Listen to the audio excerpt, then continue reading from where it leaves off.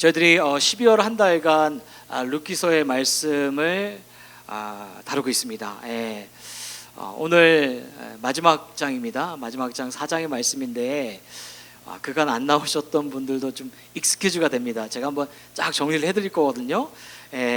그간 나오지 않으셨던 분들도 익스큐즈가 돼서 잘 유념하시면서 들으시면은 하나님의 그 지혜가 있는 줄 믿습니다. 네, 여러분 룻기서의 말씀을 정리해보면 이런 것이죠. 유다 땅 베들레헴에 흉년이 들었습니다. 그래서 가족 전체가 생계를 유지하기 위해서 모압 땅에 가지 않았겠습니까? 그래서 베들레헴에서 모압 지방으로 가게 되었는데, 그럼 어떤 사건을 경험하게 되냐면 더 큰 비극을 맞이하게 되었다라는 것입니다. 그런 나오미의 남편 엘리멜렉 가장이 죽게 되는 것이죠. 좀 있다가 자신의 두 아들 말론과 기륜도 죽게 되어지는 그런 비극과 상실의 노임 가운데 놓여진 것을 우리가 볼 수가 있습니다. 그러면서 나오미는 이제 두 아들의 며느리 오르바와 룻과 남게 되어지는 것이죠. 그런데 이러한 인생의 비극과 상실은 어디에서부터 시작되어짐을 우리가 좀 보게 됩니까? 흉년에서부터 시작되어짐을 우리가 보게 되었다라는 것이죠. 유다 땅 베들레헴에 흉년이 들어서 모압 지방에 가니까 가장도 잃고 그리고 두 아들도 죽게 되어지는 그 인생의 비극과 상실이 흉년에서 시작되어짐을 우리가 바라보게 됩니다. 자, 그런데 성경 속에서 나와져 있는 흉년은요, 단순히 먹을 것이 없어서 먹을 것을 찾기 위한 그런 흉년, 그런 물리적 흉년을 뜻하고 있는 것만은 아닙니다. 여기에 하나님의 그 말씀 가운데 더 깊은 그 섬세한 의미가 담겨져 있는데, 이 흉년은 단순히 먹고 사는 문제의 물리적 흉년을 말하는 것이 아니라 영적인 흉년을 말하고 있다라는 것입니다. 여러분, 이 영적인 흉년이 있게 되어졌을 때에 인생을 무엇을 맞이하게 되냐면 인생의 비극을 맞이한다는 것이죠. 이런 영적인 흉년이 있게 됐을 때 상실 가운데, 무기력 가운데 놓여짐을 말씀하고 있다라는 것이 바로 이 룻기서에서 관통하고 있는 하나님의 말씀입니다. 자, 그런데 그러한 비극과 상실 가운데에 놓여져 있는 그런 나오미와 그런 룻 가족을 어떻게 합니까? 하나님은 그냥 내어버려 두지 않으신다는 것이죠. 그 내어버려 두지 아니하시고 그 가정 가운데 손을 내미시고 그리고 앞서서 인도하시는 그 하나님의 손길, 크신 거대한 하나님의 역사하심이 이 룻기서의 말씀 가운데 담겨져 있다라는 것입니다. 그런 하나님께서 손길을 내미시면서 돌보신다라는 소식을 누가 듣게 되어집니까? 나오미가 듣게 되어집니다. 그러면서 그가 갖고 있던 상실과 비극에서 앉아서 주저하고 있었던 것이 아니라 그곳에서 일어난 것이죠. 일어나서 어디로 돌아가게 됩니까? 유다 땅 베들레헴에 돌아가던 그런 나오미의 모습이 룻기서 1장에서 전하고 있는 말씀입니다. 자, 그렇다면은 이 장에서 무엇을 전하고 있는가? 이 장에서는요, 선택의 기로에 놓여진 세 사람들의 모습을 보여주고 있습니다. 그런데 이 세 사람들이 각기 똑같은 선택을 하는 것이 아니라 다른 선택을 하고 있다라는 것입니다. 나오미는 어떤 선택을 하냐면 자신의 아들 말론과 기륜이 죽게 되어서 두 아내 며느리 오르바와 룻이 아직 젊으니까 그들을 배려하기 위해서 자신의 친정 가운데 보내는 그 배려에 선택을 하게 되는 나오미를 보게 되어집니다. 그러면서 그런 배려를 받으면서 오르바와 룻은 어떠한 선택을 하게 되냐면, 오르바는 현실적인 선택을 하는 것이죠. 시어머니 나오미가 이제 자신의 친정에 돌아가라고 하니까 돌아가게 되는 그 현실적인 선택을 오르바가 하는 것을 보게 됩니다. 룻은 어떤 선택을 하게 되는가? 룻은 그렇게 선택을 하지 않았다라는 것이죠. 뭐라고 말하냐면은 어머니의 백성이 나의 백성이 되고 어머니의 하나님이 나의 하나님이 되시리니 라는 그런 믿음의 선택을 하는 룻의 모습을 바라보게 됩니다. 그러면서 이 룻은 나오미를 따라서 다시 유다 땅 베들레헴에 돌아가게 된 것입니다.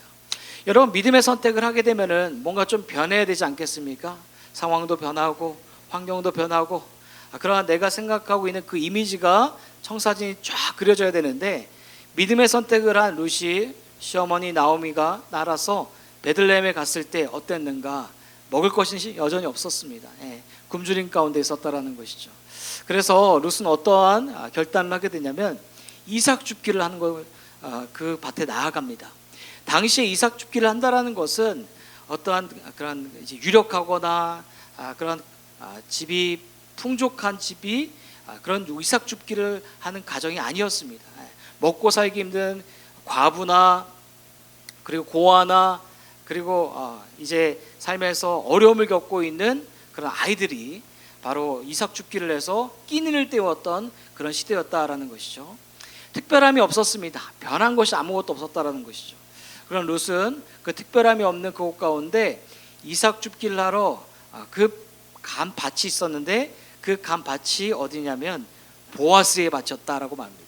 성경은 그 밭에 간 것이 우연이라고 나와져 있지만 그것은 우연이가 아니라 하나님의 그 섭리의 역사 가운데 바로 보아스의 밭에 가게 되어졌고 그 보아스의 밭에서 보아스를 만나게 되어졌고 그 보아스와 마침내 결혼하게 되어지는 그런 스토리를 보여주고 있습니다.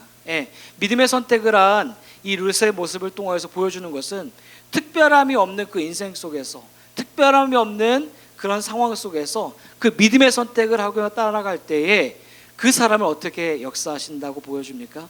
특별하게 인도하시는 그 하나님의 역사하심을 바로 이 룻기서 2장에서 보여주고 있다라는 것입니다. 자, 그러면서 3장에 이르게 되어집니다. 3장에 이르게 되었을 때 나오미는 이 룻에게 참된 인생의 안식을 찾아줘야 되겠다라는 그런 마음을 갖게 되어지는 것이죠. 그래서 이 룻의 다시금 안식을 찾기 위해서는 기업 물을 자가 필요하게 되었는데 그 기업 물을 자인 그 보아스에게 자신의 며느리인 룻을 영적 안내자의 역할을 잘 하는 모습을 보게 됩니다. 그런데 그런 영적 안내자의 역할을 하게 됐을 때에 이 룻은 어떻게 합니까? 시어머니의 말씀에 하나하나 토를 다는 것이 아닙니다. 시어머니 말씀을 하나씩 새겨 들으면서 믿음의 발걸음을 마침내 옮겨 그 기업 물을 자인 보아스를 만나 결혼하게 이어지는 그런 모습을 보게 되어진다라는 것이죠. 자, 그러면서 오늘 룻기서 4장의 말씀이 시작되어집니다. 여러분, 룻기서 4장의 말씀 가운데는 보아스를 중심적으로 두 가지의 모습을 여러분들과 함께 살펴보길 원합니다. 첫 번째 모습은 무엇이냐면요, 보아스는요 대가를 알고도 선택한 사랑이다라는 것입니다. 여러분, 보아스가 룻을 만나서 결혼하게 되어지는 것은 간단하고 쉬운 일이었을까? 생각해 보면은 여러분 어떻게 생각하십니까? 쉽고 간단한 일이었을까? 여러분, 그렇지 않습니다. 오늘날에 남녀가 만나는 것은 어떠한 개인적인 감정이나 호감이나 어떤 필링에 이끌려서 만나고 사귀고 결혼도 하는 그런 모습들을 보게 됩니다. 자, 그런데 오늘 당시에는요 남녀가, 그것도 룻은 과부이지 않습니까? 그 과부인 룻이 보아스를 만나고 재혼하고 결혼하게 되어지는 것은 결코 단순한 문제가 아니고 쉬운 문제가 아니었다라는 것입니다. 왜 그런가? 바로 이 보아스에게 감당해야 할 대가가 너무나 많다라는 것입니다. 여러분, 어떤 대가가 따르게 되었을까? 첫 번째는 경제적인 대가가 따르게 되어집니다. 그런 기업 물을 자는요 땅을 사면서 룻을 아내로 맞이하게 되어졌습니다. 그래서 5절을 보면 이렇게 말합니다. 우리 함께 읽죠. 시작. 보아스가 이르되 내가 나오미의 손에서 그 밭을 사는 날에 곧 죽은 자의 아내 모압 여인 룻에게서 사서 그 죽은 자의 기업을 그의 이름으로 세워야 할지니라 하니.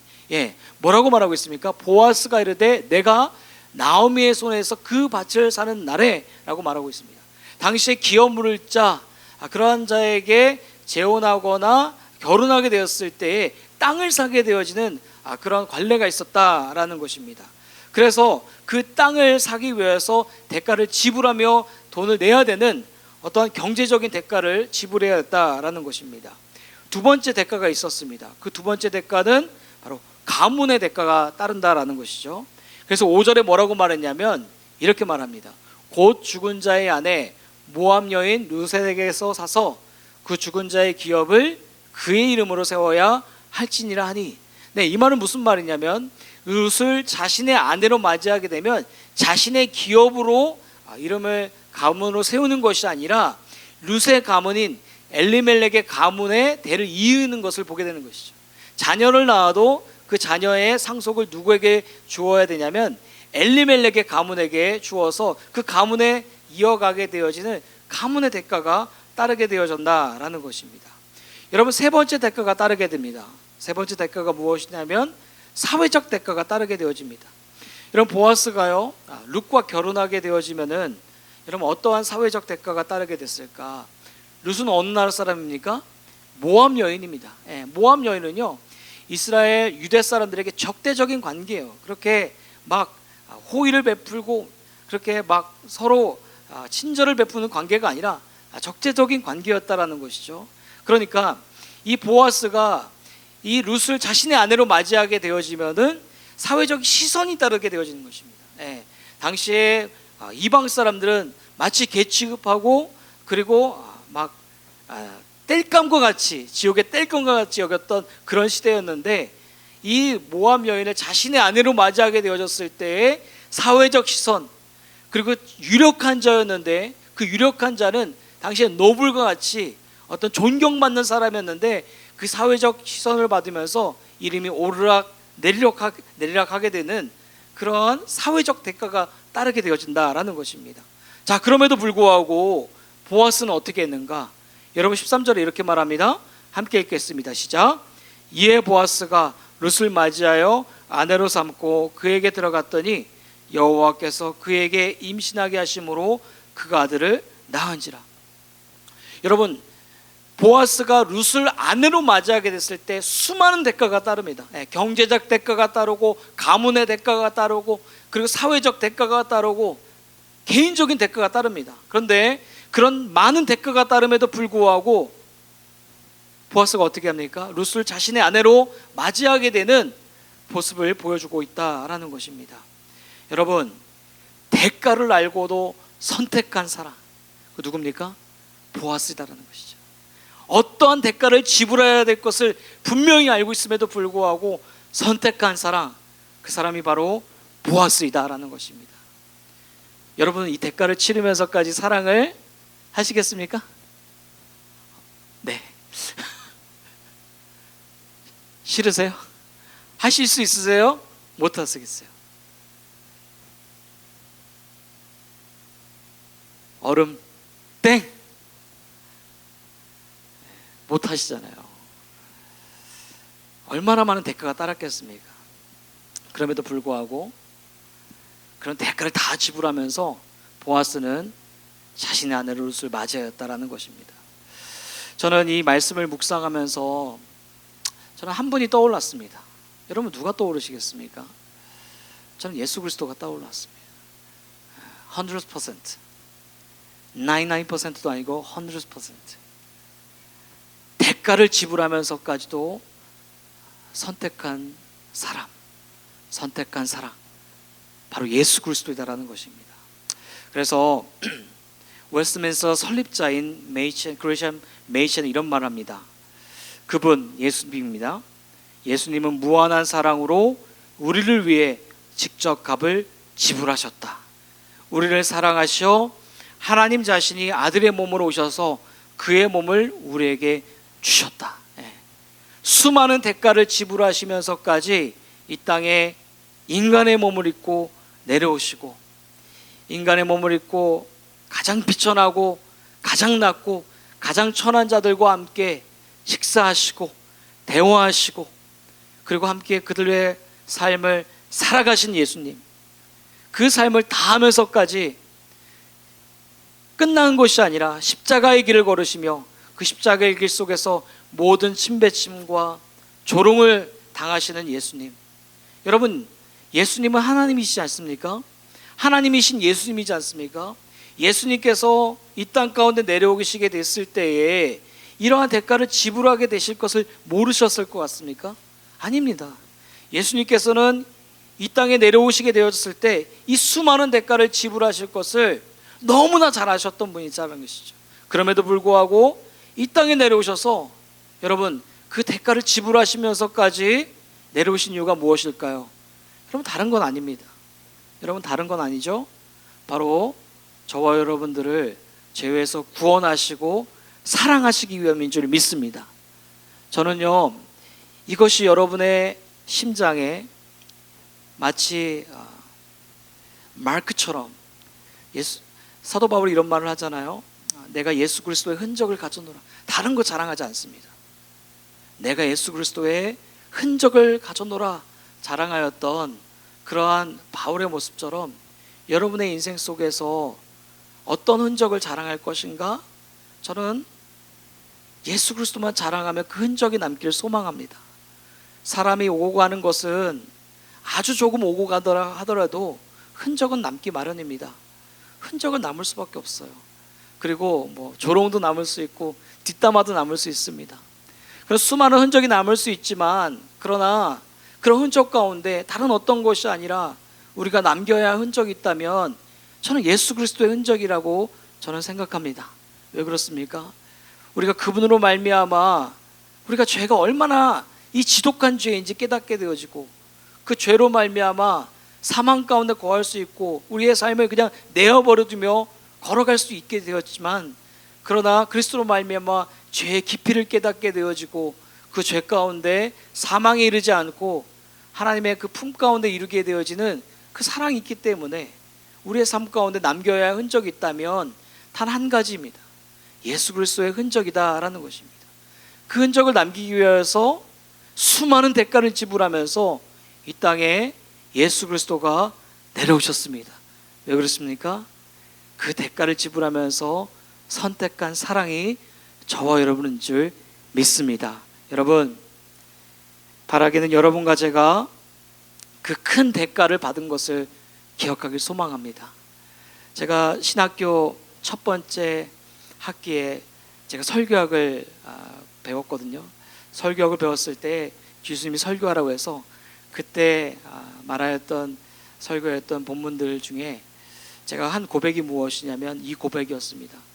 예수님께서는 우리를 위하여서 대가를 지불하셨고 그 대가 지불 속에서 저는 빚진 자입니다 라는 그 고백을 제가 설교학에서 설교를 한 적이 있습니다. 여러분, 그 대가 지불이 얼마나 큰지 아는 사람이라면 여러분과 저는 빚진 자인 줄 믿습니다. 그 대가 지불을 받은 사람으로처럼 그 사랑을 잊지 않고 우리의 삶을 한순간 한순간 걸어내는 은혜가 있기를 주님의 이름으로 간절히 소망합니다. 자, 두 번째는요, 보아스의 모습을 통해서 보여주는 모습이 있습니다. 보아스의 모습을 통해서 보여주는 모습은 약속을 충실히 지켰다라는 것입니다. 여러분, 3장에서 룻은 시어머니 나오미의 지시에 따라서 어떻게 합니까? 하나씩 그 안내의 지시를 받으면서 발걸음을 옮겨 실행하는 모습을 보게 됩니다. 그러면서 보아스가 눕게 되어지는 그 타작마당 가운데 그의 발치 이불을 눕고 눕게 되어지죠. 그리고 나서 깨었을 때에 보아스가 3장 11절에 이렇게 말합니다. 함께 읽겠습니다. 시작. 그리고 이제 내 딸아 두려워하지 말라. 내가 내 말대로 내게 다 행하리라. 내가 현숙한 여자인 줄을 나의 성읍 백성이 다 아느니라. 네, 보아스가 룻에게 뭐라고 말합니까? 룻에게 내 딸아 두려워하지 말라. 내가 내 말대로 내게 다 행하겠다라고 고백하고 있습니다. 그러면서 12절에 이렇게 말합니다. 함께 읽죠. 시작. 참으로 나는 기업을 물을 자이나 더 가까운 사람이 있으니.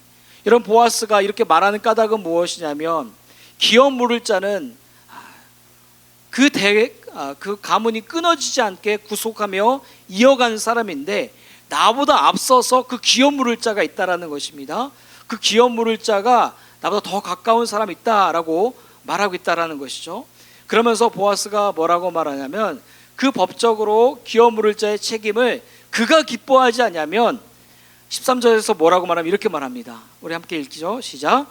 이 밤에 여기서 머무르라. 아침에 그가 기업 물을 자의 책임을 내게 이행하려 하면 좋으니 그가 그 기업 물을 자의 책임을 행할 것이니라. 만일 그가 기업 물을 자의 책임을 내게 이행하기를 기뻐하지 않으면 여호와께서 살아계심을 두고 맹세하노니 내가 기업 물을 자의 책임을 내게 이행하리라. 네, 보아스가 뭐라고 말합니까? 나보다 앞서서 기업 물을 자가 있습니다. 그런데 그 기업 물을 자가 이행하지 않게 되면 내가 기업을 묻겠다라고 말하고 있는 것입니다.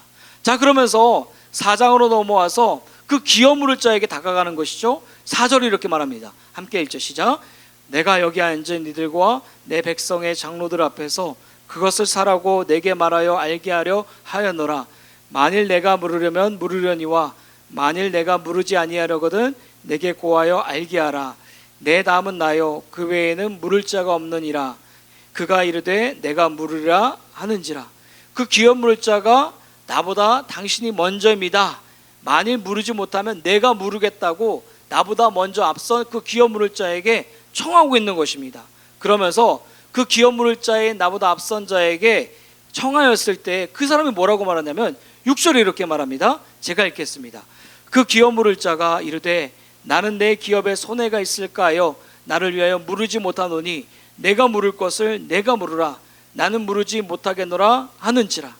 여러분, 나보다 앞서서 기업 물을 자에게 다가가 당신이 나보다 앞선 기업 물을 자입니다 라고 청하였고, 그 청함 속에서 이 자가 뭐라고 말합니까? 나는 내 기업에 손해가 있을까? 나는 물으지 못하겠다라고 말하고 있는 모습을 보게 됩니다. 여러분, 보아스가 이렇게 말하고 있는 것은 무엇입니까? 단순히 그 여자의 기업 물을 자로서 역할을 감당하기 싫어서 어떠한 일들을 벌이면서 이런 시나리오를 꾸미고 있는 것일까? 여러분, 그렇지 않습니다. 이런 법적인 순서를 하나씩 하나씩 깨어지지 않고 그가 이행하겠다라는 모습을 보여주고 있다는 것이죠. 그리고 나보다 앞선 그 기업 물을 자가 나는 손해를 볼까 봐 기업을 물으지 못할 것이다 라고 말하였을 때에 보아스가 어떻게 합니까? 나도 못한다 라고 말하지 않습니다. 어떻게 하고 있습니까? 그 기업을 실제로 자신이 물게 되어지는 모습을 보게 됩니다. 그러면서 13절에 뭐라고 말했죠? 보아스와 룻이 결혼하게 되어지는 그 모습을 보여주고 있다라는 것입니다. 여러분, 본문을 통하여서 무엇을 보여주고 있습니까? 보아스가 한 약속을 어떻게 지키고 있습니까? 충실히 지키고 있는 것을 보게 됩니다. 여러분, 그냥 지키는 것이 아닙니다. 법적인 순서를 따지고 나보다 앞선 그 기업 물을 자에게 직접 다가가서 그 요청하게 되어지고 청하게 되어지고 그 자가 이루지 못하게 됐을 때 자신이 이루게 된다는 것을 신실하게 충실하게 그 약속을 시행하는 누구의 모습을 보게 됩니까? 룻의 모습을 보여주고 있다라는 것입니다. 여러분, 이것이 바로 룻기 4장 속에서 보여주는 모습입니다. 보아스는 자신이 한 약속을 어떻게 하는 것이죠? 충실히 지키는 모습을 보여주고 있다라는 것입니다. 여러분, 이 말씀을 통하여서 당시의 시대 속에서만 전하고 있는 그 약속의 충실함을 보여주고 있는 것이 아닙니다. 2000년이 지나고 4000년이 지나고 저와 여러분들에게 주어지는 그 말씀 속에서 보아스가 약속을 충실히 이행한 까닭은 무엇입니까? 단순히 한 사람이 한 역사와 한 스토리를 통하여서 보여주는 이 사람은 약속을 지켰던 사람이구나 라고만 전하는 것이 아닙니다. 이것을 통하여서 전하고자 하는 그 하나님의 크신 약속이 있는데, 그것은 바로 이 모습을 통하여서 내가 한 약속을 충실하게 이행하겠다라는 것을 이 룻기서 4장의 말씀을 통하여서 전하고 있다라는 것입니다. 이것은 한 가정과 한 가족의 일대가 아니라 하나님께서 내가 한 약속을 지금 살아가고 있는 이 시대 가운데 있는 사람들에게도 약속의 말씀을 통하여서 충실히 이루겠다라는 것을 전하고 있는 것이 바로 이 룻기서 4장 가운데 보아스가 충실히 약속을 지킨 모습이다라는 것입니다. 그렇습니다, 여러분. 하나님께서는요, 하나님께서 하신 약속을 충실하게 지키신 줄 믿습니다. 여러분, 그것은요, 시간과 공간과 어떤 사람과의 상관없습니다. 하나님께서 하신 약속의 말씀은 유기적으로 성령의 감동과 감화함으로 쓰여져고 그 약속의 말씀을 통하여서 오늘도 저와 여러분들에게 지키시겠다라고 말씀하시는 것입니다. 사람이 얼마나 못 알아들었느냐면요, 이전에는 특별 계시가 없었습니다. 우리가 들고 있는 성경은 어떤 성경입니까? 특별 계시예요. 특별한 계시의 말씀입니다. 이전에는 어떤 계시만 있었냐면은 자연 계시, 일반 계시만 있었습니다. 자연을 통하여서 산과 들과 바다와 해와 별을 통하여서 하나님이 만물을 주관하시고 다스리시는 분이 일반 계시로서 자연 속에 역사하시는구나 라는 것을 자연 계시를 통하여서 하나님께서는 보여주셨습니다. 그런데 사람이 어떻게 했을까요? 못 알아먹는 겁니다. 못 알아듣는 거예요. 그래서 하나님께서는 사도를 보내고 선지자를 보내고 그리고 앞에 선구자를 보내면서 어떤 역할을 하십니까? 이 특별 계시를 통하여서 내가 너희들에게 이렇게 설명하고 있어. 내가 너희들에게 이렇게 설득하고 있어. 내가 너희들에게 알아들을 수 있는 언어로 전하고 있어라는 것을 이 말씀이 특별 계시를 통하여서 전하고 있다라는 것입니다. 여러분 기억하시길 바랍니다. 이 특별 계시의 말씀을 따라서 살아가는 자들에는 하나님께서 지키시겠다고 약속하신 충실한 약속을 경험하게 될 줄 믿습니다. 저는 확신합니다. 그 말씀을 따라가는 자, 그리고 말씀 속에서 역사하신 그 말씀에 거하는 자는 하나님의 약속은 변하지 않습니다. 우리가 알고 있는 방식과 방법은 A 방법일 수 있어요. 나는 이걸 원해, 이걸 갖길 원해. 하지만 하나님의 방법은 무궁무진합니다. A가 있을 수 있고요, B가 있을 수가 있고, A부터 G까지 하나님은 한 사람의 그 약속을 이루시기 위해서 A부터 G까지 이끌어 가시는 그 거대하신 그 영광의 하나님이십니다. 그런데 그 약속을 받을 수 있는 자는 누구냐면 바로 이 특별 계신 약속의 말씀을 충실하게 따라가고 그 지키시겠다는 약속을 가슴에 품고 오늘도 주어진 자리 가운데 고단하더라도, 힘겹더라도, 지치더라도, 사방이 우겨싸임을 받더라도 그 가운데 말씀을 따라 살아가게 될 때 내가 생각감을 넘어서 역사하시는 그 하나님의 인도하심을 경험하게 될 줄 믿습니다. 여러분, 그래서요 시편 89편 34절에 이렇게 말씀하십니다. 함께 읽겠습니다. 시작. 내 언약을 깨뜨리지 아니하고 내 입술에서 낸 것은 변하지 아니하리로다. 하나님께서 분명히 말씀하십니다. 내 언약을 깨뜨리지 않겠다. 내 입술에서 낸 것은 변하지 않겠다라고 분명히 약속의 말씀을 하시고 계십니다. 저는 여러분들이 약속의 말씀을 충실하게 따라갈 수 있기를 간절히 소망합니다. 제가 바라는 것은 딱 한 가지입니다. 그 약속의 말씀 가운데 거하시는 하나님의 역사를 경험하고 누리시는 그 복된 은혜, 얼마나 즐겁습니까? 무엇으로 설명할 수 있겠습니까? 그 은혜를 저와 여러분들이 2026년도도 경험하실 수 있기를 주님의 이름으로 간절히 축복합니다. 기도하시겠습니다. 하나님 아버지, 감사합니다. 저희들에게 귀한 약속의 말씀을 주시고 하나님은 설명하시며 설득하시며 저희를 타이르시며 이끌어 가시는 놀라운 하나님, 영광의 하나님인 줄 믿습니다. 저희가 그 약속의 말씀을 붙잡고 살아가게 하시고 내가 약속한 말씀은 변하지 않고 깨어지지 않고 충실히 지키겠다 하심을 우리 사랑하는 굿비전 월십 성도님들 한 분 한 분이 경험할 수 있도록 도와주시옵소서. 대가를 알고도 선택한 그 하나님의 사랑 우리가 잊지 않게 하시고 빚진 자의 마음으로 어디에 있든지 무엇을 하든지 그 빚진 자의 마음으로 그 대가를 알며 살아간 자가 될 수 있도록 도와주시옵소서. 감사드리며 예수님의 이름으로 간절히 기도합나이다. 아멘.